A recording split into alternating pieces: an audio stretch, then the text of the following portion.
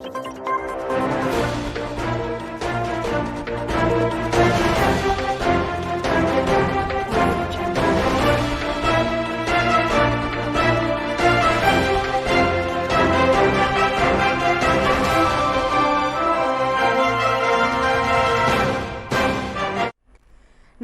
स्वागत है आपका 99 न्यूज के इस बिहार और झारखंड के बुलेटिन में और इस वक्त आपके साथ मैं हूं दीपालश्री। शुरुआत करते हैं बिहार की खबरों से। भाजपा ने बिहार चुनाव के दूसरे चरण के लिए अपने स्टार प्रचारकों की लिस्ट जारी कर दी है।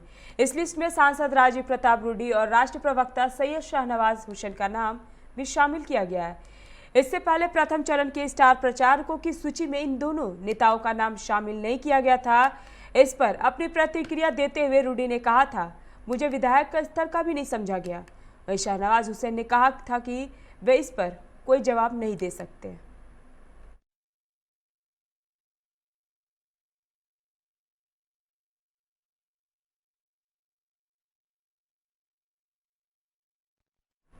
चुनाव को लेकर पुलिस लगातार अभियान चला रही है। इसी क्रम में रविवार को मुंगेर के पीर पहाड़ी इलाके से पुलिस ने 11 छोटे बड़े हथियार बरामद किए हैं। मुफस्सिल थाना के अंतर्गत पुलिस ने खंडहरनुमा एक मकान से 4 लांग बैरल, देसी पिस्टल और 7 देसी कट्टा जब्त किए।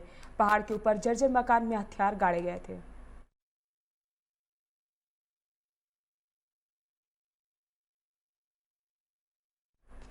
पटना में केंद्रीय मंत्री रविशंकर प्रसाद का हेलीकॉप्टर दुर्घटनाग्रस्त हो गया। बताया जा रहा है कि पटना एयरपोर्ट के स्टेट हैंगर पर शनिवार की शाम में बड़ा हादसा हुआ, जिसमें केंद्रीय मंत्री रविशंकर प्रसाद, बिहार के स्वास्थ्य मंत्री मंगल पांडे और जल संसाधन मंत्री संजय झा को लेकर लौटा हेलीकॉप्टर एयरपोर्ट पर निर्माण कार्य में लगाए गए तारों से टकरा गया। गनीमत यह रही कि हादसे के वक्त मंत्रीगण हेलीकॉप्टर में नहीं थे।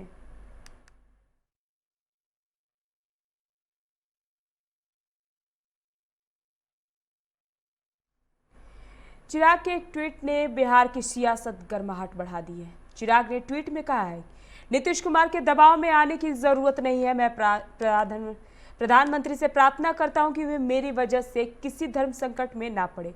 वे अपना गठबंधन धर्म से निभाएं। नीतीश कुमार को संतुष्ट करने के लिए मेरे खिलाफ कुछ भी बोलना पड़े तो निसंकोच बोले। चिराग ने अपने ट्वीट में लिखा है कि नीतीश कुमार ने प्रचार का पूरा जोर मेरे और प्रधानमंत्री के बीच दूरी दिखाने में लगा रखा है। बांटो और राज करो की नीति में माहिर मुख्यमंत्री रोज मेरे और भाजपा के बीच दूरी बनाने का प्रयास कर रहे हैं। मेरे और प्रधानमंत्री के रिश्ते कैसे हैं, मुझे ये प्रदर्शित करने की जरूरत नहीं है।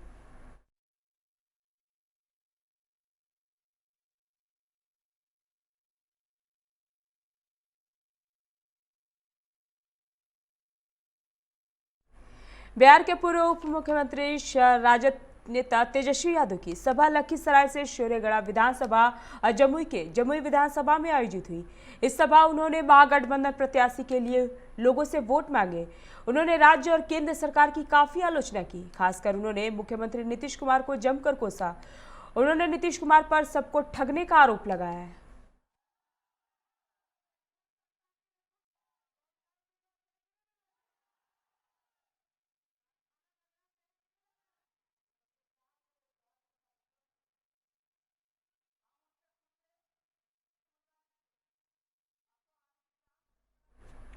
कोरोना पीड़ित पूर्णिया के आईजी विनोद कुमार का पटना एम्स में निधन हो गया। बिहार में पहली बार पुलिस विभाग के किसी बड़े अधिकारी की मौत कोरोना से हुई है। विनोद कुमार को शनिवार की सुबह करीब 3 बजे एम्स में भर्ती किया गया था। वे डायबिटीज से भी पीड़ित थे। उन्हें वेंटिलेटर पर रखा गया था। रात 11 बजे उनकी मौत हो गई। 59 वर्षीय विनोद कुमार 20 अगस्त 2019 को पूर्णिया रेंज के आईजी बने थे। उन्होंने बिहार पुलिस सर्विस के तहत ज्वाइन किया था। 2011 में आईपीएस बनाए गए। इन्हें आईपीएस का 2001 का बैच मिला था। शिवहरा देकलू पथ के कमरौली में तेज रफ्तार ट्रैक्टर ने 3 बच्चों को कुचल दिया। इसमें एक की मौके पर ही मौत हो गई। मृतक की पहचान कमरौली निवासी कमल ठाकुर की पुत्री शिवानी के रूप में की गई है, जबकि इस घटना में शिवानी का भाई और एक अन्य बच्चे गंभीर रूप से जख्मी हो गए। दोनों को इलाज के लिए भर्ती कराया गया है। घटना से नाराज लोगों ने कमरौली गांव में सड़क जाम कर दिया, जबकि मौके पर पहुंची पिपराही पुलिस ने चालक को गिरफ्तार कर लिया है।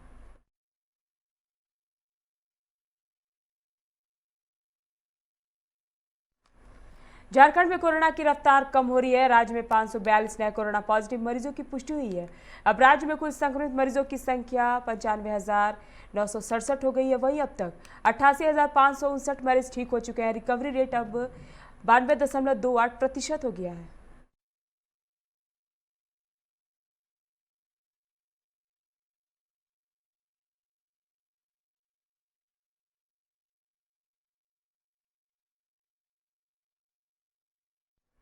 रांची हावड़ा पूजा स्पेशल ट्रेन का परिचालन 17 अक्टूबर से रांची से प्रतिदिन शुरू हो गया है। यह ट्रेन 17 अक्टूबर से 30 नवंबर तक रांची से हावड़ा के बीच 45 फेरे लगाएंगी। हावड़ा रांची पूजा स्पेशल का परिचालन प्रतिदिन 18 अक्टूबर से 1 दिसंबर तक होगा। इस ट्रेन का ठहराव रांची, मुरी, चांडेल, टाटानगर, खड़गपुर व हावड़ा के बीच होगा। रांची स्टेशन से इस ट्रेन का परिचालन रात 9:30 पर हावड़ा के लिए होगा। यह ट्रेन हावड़ा दूसरे दिन सुबह 5:10 पर पहुंचेगी। झारखंड एकेडमिक काउंसिल ने मैट्रिक और इंटर संपूरक परीक्षा समेत मदरसा, मध्यमा और इंटरमीडिएट वोकेशनल परीक्षा की तिथि घोषणा कर दी है। मदरसा, मध्यमा व इंटरमीडिएट वोकेशनल की परीक्षा 28 अक्टूबर से शुरू होगी। इंटरमीडिएट वोकेशनल की परीक्षा 5 नवंबर तक, मदरसा की परीक्षा 7 नवंबर तक और मध्यमा की परीक्षा 9 नवंबर तक होगी। वहीं इंटरमीडिएट संपूरक परीक्षा 6 नवंबर से शुरू होगी और 13 नवंबर तक चलेगी। वहीं मैट्रिक की परीक्षा 9 नवंबर से शुरू होगी। परीक्षा 2 पाली में ली जाएगी। इंटरमीडिएट के परीक्षार्थियों का प्रवेश पत्र 30 अक्टूबर से, मैट्रिक के परीक्षार्थियों का प्रवेश पत्र 1 नवंबर से डाउनलोड होगा।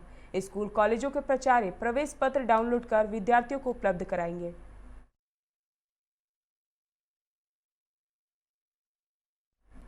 स्टील अथॉरिटी ऑफ इंडिया के द्वारा अपने कर्मचारियों को 16,500 रुपए का बोनस देने की घोषणा कर दी है। इस बोनस का लाभ बोकारो स्टील प्लांट सहित सेल के विभिन्न प्लांटों में कार्यरत लगभग 56,000 कर्मचारियों को बोनस का लाभ मिलेगा। कंपनी के द्वारा यह बोनस 21 अक्टूबर तक कामगारों के खाते में डाल दी जाएगी। सेल के चेयरमैन अनिल चौधरी ने यह घोषणा national joint committee for steel की वर्चुअल बैठक में की। बैठक में मौजूद सेंट्रल यूनियन के प्रतिनिधियों ने सेल प्रबंधन से 17,000 से अधिक बोनस देने की मांग की थी। 2 घंटे तक चली वार्ता के बाद अंत में 16,500 रुपए बोनस भुगतान पर सहमति बनी।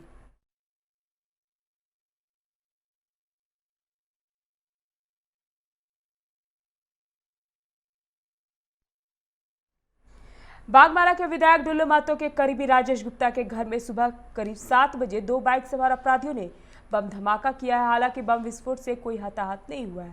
घटना की सूचना मिलते ही भाजपा विधायक ढुल्लू महतो समर्थकों के साथ निश्चितपुर स्थित राजेश गुप्ता के घर पर पहुंचे। घटनास्थल का मुआयना किया। इसके बाद अपराधियों की गिरफ्तारी की मांग को लेकर विधायक समर्थकों संग कतरास थाने में ही धरना पर बैठ गए।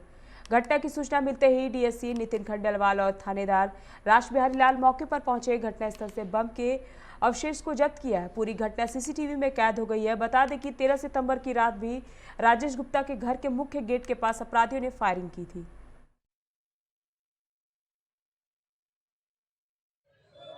ऐसा क्यों आप बोल रहे हैं? मतलब डेली गोली बंद कर रहा है, हम एक जनप्रतिनिधि कुछ नहीं बोलेंगे? गोली घर में चल रहा है, उसको आराम से करो, उसका आराम। ये काम इस तरह मैं घूम ही रहा था, मैंने चाय पी के बैठा हुआ था घर के अंदर, तो बहुत ज़ोरदार एक आवाज़ हुई। फिर मैं दौड़ के बाहर आया तो देखा कि बाउंड्री के अंदर पूरी धुआं, एकदम धुआं हुआ है और मैंने रस्सी का सुतरी उतरी सब तरफ छिटाई हुई है।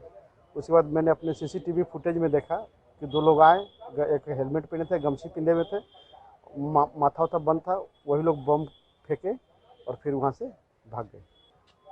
अब ये कोई मैंने समझ में तो आ रहा नहीं रहा, लेकिन अज्ञात लोगों के द्वारा ये सब किया जा रहा है। प्रशासन से क्या गुहार लगाएंगे? प्रशासन से गुहार लगा कि हम लोग की जान माल की सुरक्षा किया जाए और जो अपराधी है उनको गिरफ्तार किया जाए। जब से कांग्रेस सत्ता में आया है तब से कांग्रेस के द्वारा बराबर हमारे कार्यकर्ता के घर में, हमारे कार्यकर्ता के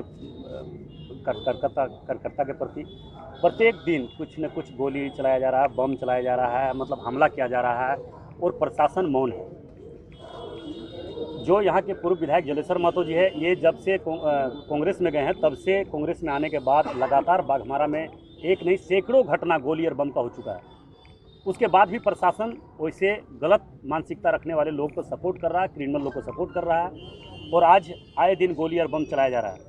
आज दिन दहाड़े राजेश गुप्ता के यहाँ दो बार आगे भी गोली चल चुका। आज 6 बजे 7 बजे सुबह उसके घर में बम बिगा गया। जोगता साइडिंग में हुआ, गोलियर बम हुआ, निश्चितपुर में हुआ, आपका करकेंद में जो हमारे एकड़ा में दिनेश रवानी के घर में 50 गोली चलाया गया, मगर किसी प्रकार का कोई पहल प्रशासन के द्वारा नहीं किया गया, क्रिमिनल को पकड़ा नहीं गया। दलाल और बिचौलिया और बैसिया के बदौलत वो राजनीति करना चाहता है, वैसे लोगों को जवाब 24 घंटा बाघमारा की जनता देने के लिए तैयार है। अगला कदम हम लोग बहुत जल्द इसका उठाएंगे और पूरे जिले में आंदोलन करेंगे और पूरे जिला का चक्का जाम करेंगे। इसका जवाब दे जिला प्रशासन होगा, राज्य सरकार होगा। मिली है 7:15 बजे कि राजेश गुप्ता कोल व्यवसायी हैं, निश्चितपुर में उनका आवास है, उनके यहाँ अज्ञात अपराध कर्मियों द्वारा एक सुतली बम फोड़ा गया है, इसकी सूचना मिली थी। हाँ, उसके बाद माननीय बाघमारा विधायक धरना प्रदर्शन के लिए आए थे थाना पे उन्होंने धरना भी दिया, उनसे वार्ता हुई और वार्ता बहुत सफल रही और उसके बाद विधायक जी को ने अपना धरना समाप्त किया। उसमें यही जो कहा गया, उनकी जो मांगे थी, उनकी दो ही मुख्य मांगे थी। पहला कि अपराधियों की जल्द से जल्द गिरफ्तारी हो और दूसरा कि सुरक्षा मुहैया कराई जाए जिन पे खतरा है, क्योंकि उस आदमी पे पहले उनके घर पे गोली भी चली थी और आज बम चला है। तो यही उनकी मुख्य मांगी थी। तो जो है हम लोग उस पर करेंगे। सुरक्षा में हम लोग सुरक्षा के दृष्टिकोण से भी हमारा उत्तरदायित्व है कि हम सुरक्षा प्रदान करें लोगों को। बाघमारा के निश्चितपुर में विधायक ढुल्लू महतो के समर्थक राजेश गुप्ता के घर बम से हुए हमले के बाद जिला प्रशासन सक्रिय हो गई है, जिसके बाद वरीय अधिकारियों ने धनबाद जेल में छापेमारी की। बता दें कि ऐसा आशंका जताई जा रही है कि धनबाद से पिछले कुछ दिनों से हो रही वारदातों की साजिश और संचालन जेल में बंद अपराधी ही कर रहे हैं। इस दौरान जिले में एसडीएम और एसएसपी भी मौजूद रहे हैं।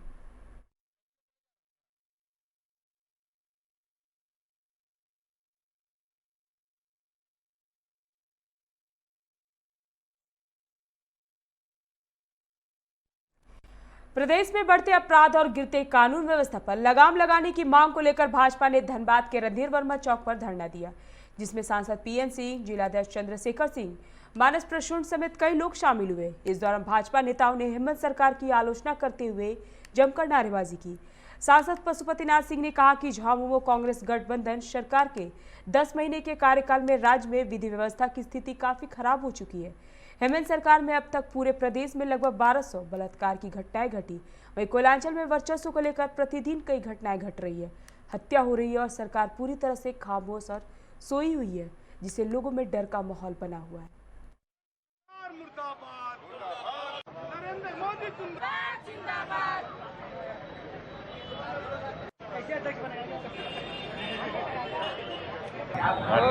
मोर्चा और कांग्रेस गठबंधन सरकार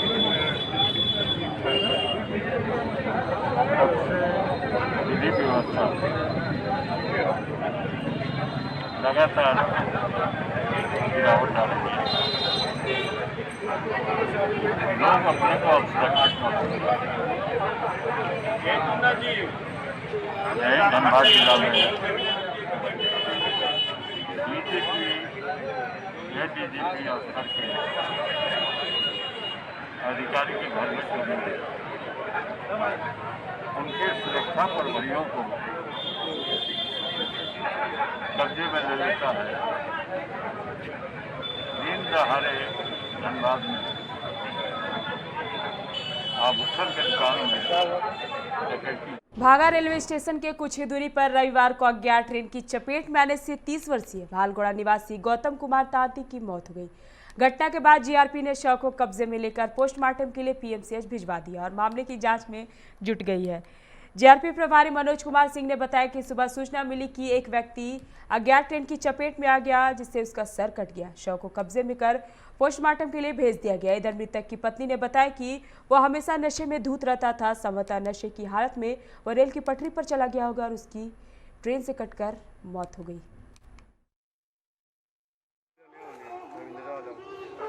वो हम उसको बोले थे सर आप इतना मत कीजिए, और जो कमाते हैं ना उधर ही रखिए, घर में मत रखिए, पैसा घर में रखिएगा तो खर्चा ही हो जाएगा। तो मतलब ठीक है। कोई विवाद भी हुई थे क्या आपस में? नहीं, उसको सिर्फ मना किए कि झरिया में जाने छोड़ दीजिए, वहाँ दारू पीते हैं जाकर के बोलो। पीछे भी दारू पिया, वो आकर के झगड़ा हाथापाई करने लगे। इसको फोटो कॉपी कर लो ना।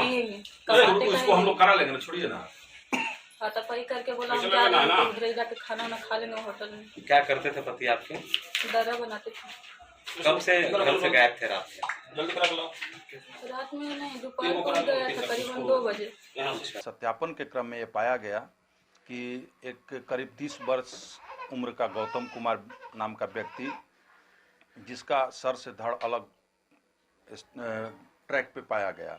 जब हम लोगों ने पूछताछ किया तो उनकी पत्नी के द्वारा ये बताया गया कि ये काफ़ी नशे की हालत में थे। नशे करने क्रम में वो घर नहीं आ पाए और कहीं उनको सूझबूझ नहीं रहने के कारण किसी अज्ञात ट्रेन से लाइन पार करने के क्रम में घटना लगने के कारण उनकी मृत्यु हो गई। नीरज सिंह हत्याकांड में धनबाद जेल में बंद 5 आरोपियों में से एक रोहित सिंह को आज दुमका मॉडल कारा शिफ्ट कर दिया गया है। बाकी के 4 आरोपियों को भी कभी भी राज्य के दूसरे जेल में शिफ्ट किया जा सकता है। बता दें कि धनबाद कोर्ट से पहले ही सभी को शिफ्ट करने का आदेश मिल चुका है।